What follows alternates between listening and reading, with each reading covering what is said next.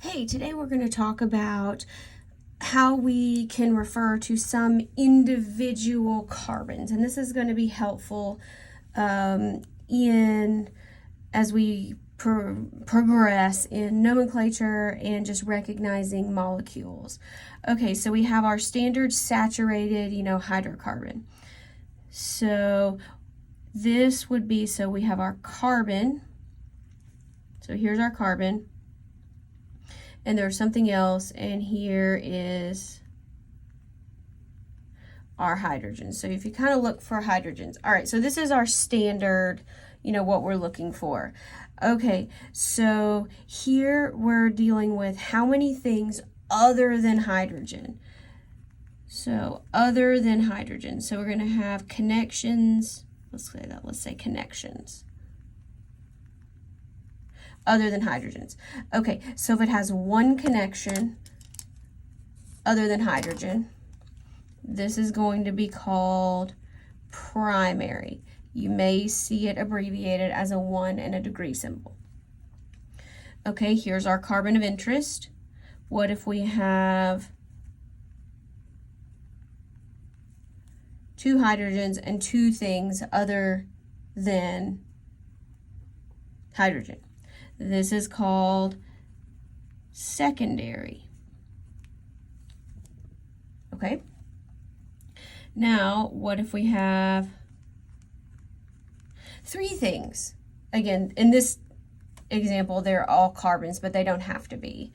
So 3 things other than hydrogen, tertiary. And what if we have no hydrogens?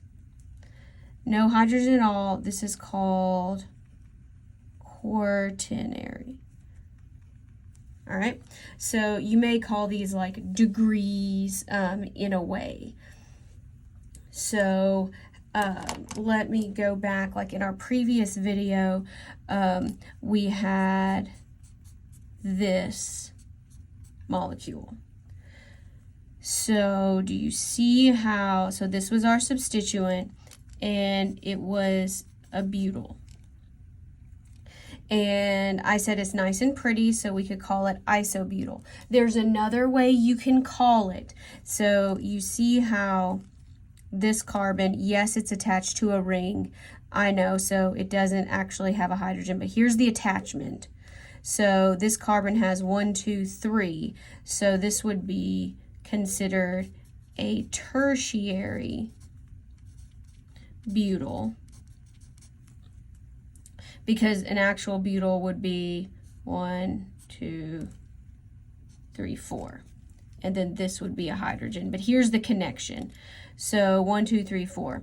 So sometimes you may just see this as T-butyl, and if you're like, that's really, really confusing, I agree. But depending on what text you're reading, who your professor is, you might see these in a way. I tend to prefer isobutyl, but T-butyl means tertiary butyl, which means you draw it this way. This is still the chicken foot. A chicken foot is not part of the official nomenclature rules though, so please do not actually use that professionally, but it is a good memory tool.